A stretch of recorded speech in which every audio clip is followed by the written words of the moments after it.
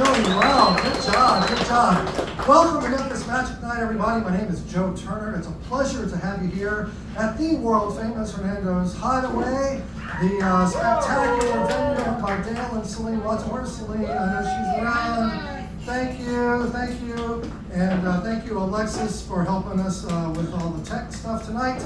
So here we are. It's October already. We started the show back in March. We've been all over the city and with our adventure in magic and comedy in the greater Memphis area.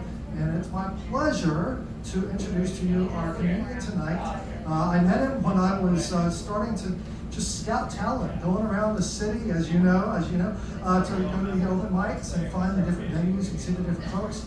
And your comedian tonight is a native of Kentucky, but he's been performing in and around Memphis for a long time, and he's proud to call Memphis home now, so put your hands together for Malcolm Castle.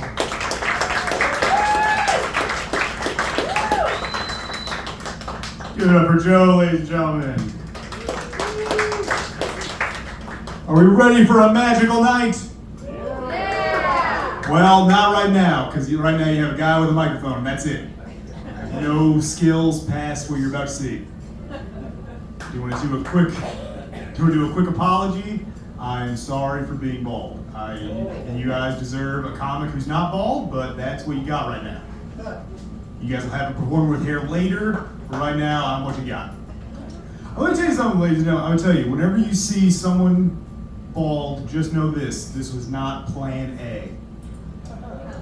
Plan A was to continue having hair. Ladies and gentlemen, I started going bald at 18. God said, get a personality right now, or else. It's going to be real lonely, or else. But no, whenever you start going bald, you have a few options. First option is you can lie to yourself, and you can just be like, no, I still got it. And just comb over the side of your head every morning through tears, like I'm still 22. And the second option is you can go to the barber and through tears just be like, take it all off, which is what I did. And then the third option is you can get really into hats. You can start catfishing women on dating apps. That is the last option. Don't recommend that one, but yes, when you get to the date and then you whip the hat off, like, all right, you shallow? You judgmental? What's it gonna be, ma'am? Well, I'm not on the dating apps, ladies and gentlemen. I have a long-term girlfriend. I did the worst thing you can do. I started dating her with hair. And then 3 years in, I was like, honey, my self-esteem is not existent. I gotta take it off. And then she lied to me and said, I support you. You can see in her eyes, she was like, a real man wouldn't give up so easily. A real man would fight for his hair. A real man would get on Propecia and lie to himself. I'm gonna say the only people who know what the word Propecia means is men who have started going bald and are trying to find an option. But let me tell you, I've seen and met a lot of guys, anytime you watch a video of a guy who's on Propecia, he's like, no, it's doing great. And you're like, no, it's not. I can tell you it is not. That is not worth $60 a month. Stop lying to yourself. Let me tell you, ladies and gentlemen, I'm very happy to be here opening for Joe. I think Joe's great. I'm very excited to be at Hernando's Hideaway. It's a big, this is really cool. And this is very exciting, legitimately for me. And let me tell you, in my entire time doing stand-up, nothing has been more frustrating than trying to explain to my mom this is a big deal. I'm like, no, she's like, oh, you're opening for a magician? What's next? You can open at a seven-year-old's birthday party? Let me know about that. I'm like, Mom, you're making sure that you're going to a worse nursing home. Because she's going to one regardless. That's what's happening. But it's getting worse the more she says things. It's about to go from like, yeah, we check on them daily to, we'll be back in 2 days, and they lock the door. It's going from that to that. She needs to watch it. I don't have a supportive mother. I don't know if you guys could tell from that little anecdote. I don't want to bury the lead here. I'll be honest, I had a rough time recently. My car was totaled by somebody without insurance, which, living in Memphis, it happens. But I was telling her about this, and when something like that happens, like sometimes you just want somebody to be like, hey, it's gonna be okay, it'll all work out. I just call my mom and I'm like, yeah, this is going on. It's all just really stressful. And she goes, do you think this is God's way of punishing you for living with your girlfriend before you're married? And I was like, do you? It seems like you do. It seems like that's your theory. And I was like, she was like, I don't think it is, but it is something to consider.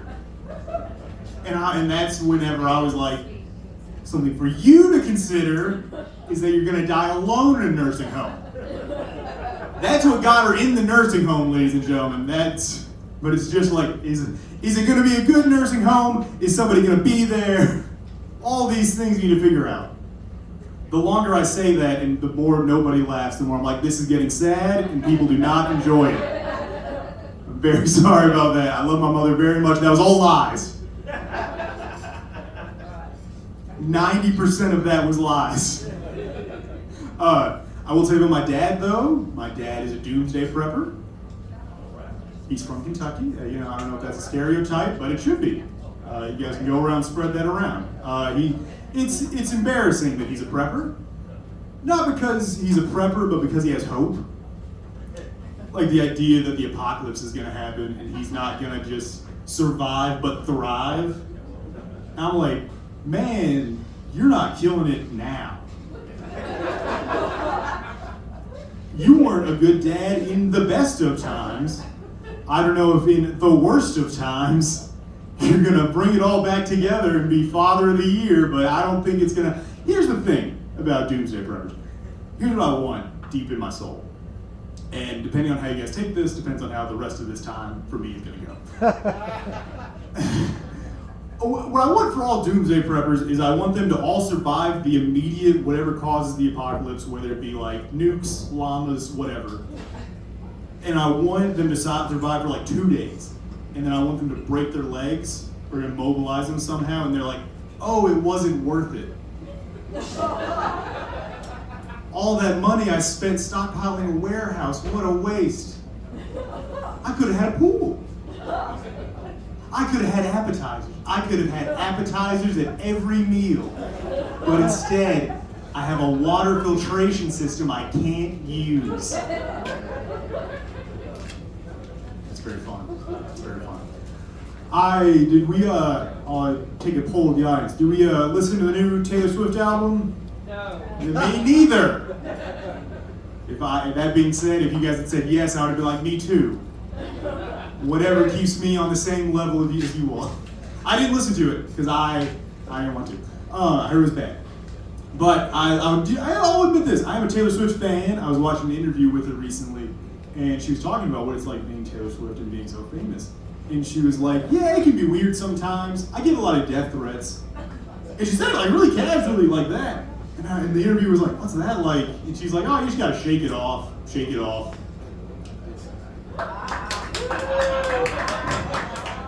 Let me tell you, that kills with people who get that joke. Kills with a lot of the youth. The youth love that. But yeah, she said that, and in that moment, I realized with how casual she was, I realized I could never be famous. Because let me tell you something, if I'm Taylor Swift and somebody sends me a death threat, I'm just gonna also send them a death threat.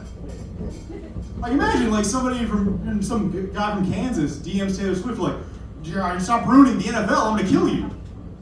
I'll kill you. That's much scarier than anything he could say. She has a fleet of private jets. She could just call in a drone strike on this guy's house. Just imagine Taylor's just like, all right, Bubba Joe, you think you can kill me? Set the latitude, longitude, set the autopilot, and breaking news out of Kansas. House was demolished. And in other breaking news, Taylor Swift has released a new song titled Don't Mess with a Girl Boss. And let me tell you, ladies and gentlemen, it is a banger. That's my biggest fear, ladies and gentlemen. My biggest fear is that Taylor Swift murders me, and then she writes a song about it, and it's somebody's favorite song. It's my biggest fear. That's a great joke. Are we from Memphis, ladies and gentlemen? This next joke very much depends on that, and if it doesn't work, that's fine. Let's all just sit quietly through it, and that's okay. My girlfriend works at St. Jude. That's very exciting. There you go.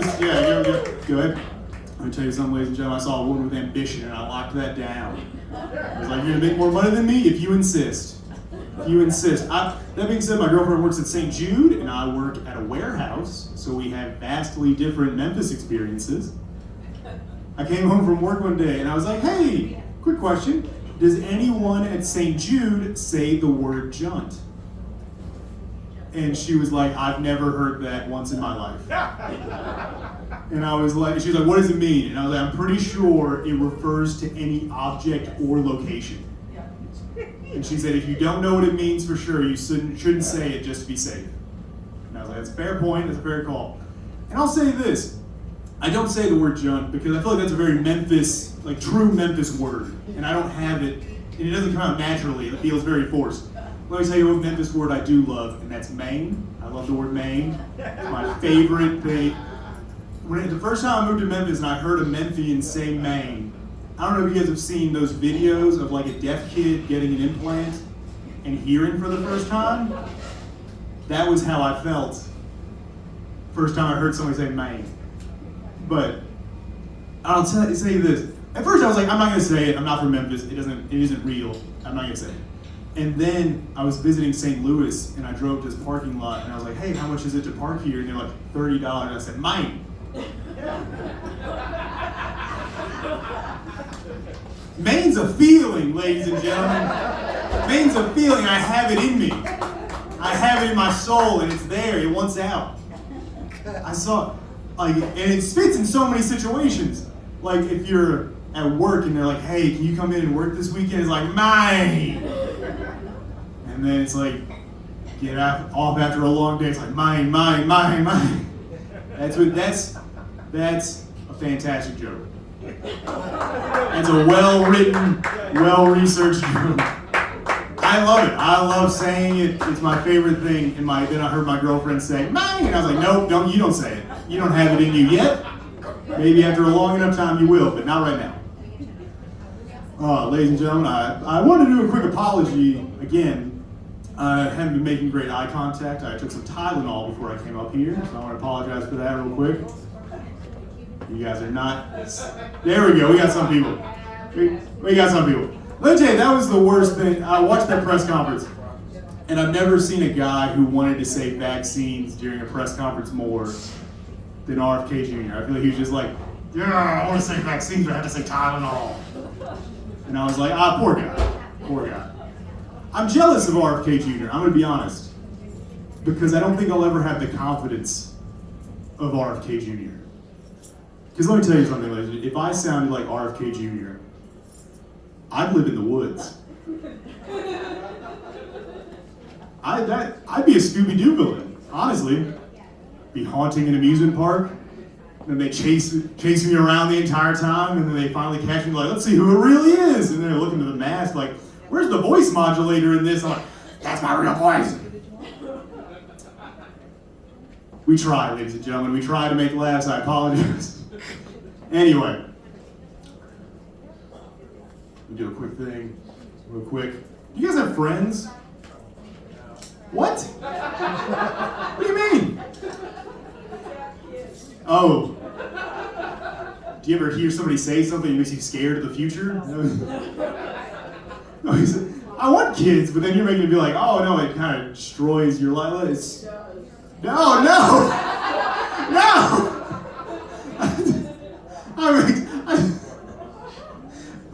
Joe's gonna be like, did you have fun tonight? And I'll be like, I did, at first. Sir, do you have friends? Think you're better than me? Let me tell you something. I think this is an important thing for you knowing whether or not you have friends. So I want to do a quick thing. I think movies and TV have given us an unrealistic idea of what it's like to be friends as an adult. Because I don't know how many times have everybody seen like two friends come to meet, like two couples, and then the husband kisses the wife of the other couple on the cheek. And everybody acts like that's normal. Try that, sir. You said you have friends. Try that on your friend's wife sometime. Like when you're greeting her, you're like, "Oh, how you doing, Jessica?" Mwah. And see if he doesn't fight you. Like, 'cause let me tell you this right now. If one of my friends came up and like kissed my girlfriend on the cheek as a greeting, I'd be like, "Are you Italian? What are you doing?" Yeah, that's how Italians are. I don't know if you guys have been around a lot. They're very, very compassionate people. But he's not, so he can't do that. But anyway, that's the end of that joke. I am from Kentucky. I'm very happy to be from Kentucky. People ask me all the time. They're like, "Connor, what's the what's the difference between living in Kentucky and living in Tennessee?" And I'll tell you right now, ladies and gentlemen, there's no difference. It is the same state through and through. The only difference is there's no difference. I still keep trying to think of differences, and they do not exist. Anyway, last night, me and my girlfriend put up curtains. Me and my girlfriend almost broke up last night. That's another way of putting that. It's weird. It's weird because, like, afterwards it's an awkward later that night because you have to be like, "Well, honey, when I said you were useless, I didn't mean that." But when you're fighting against me with the wall, when it's me versus you in the wall, it feels that way. And let me tell you, ladies and gentlemen, my couch is very comfortable. My couch is great. I love my couch very much. I will say this, whenever you're sitting there and you're laying on your couch after that, you have to wonder, is this God's way of punishing me for living with my girlfriend before I'm married? You have to wonder that. Ladies and gentlemen, thank you guys very much for your time. We're going to take a quick intermission, and when we come back, we will be with Mr. Joe Turner. Thank you guys very much.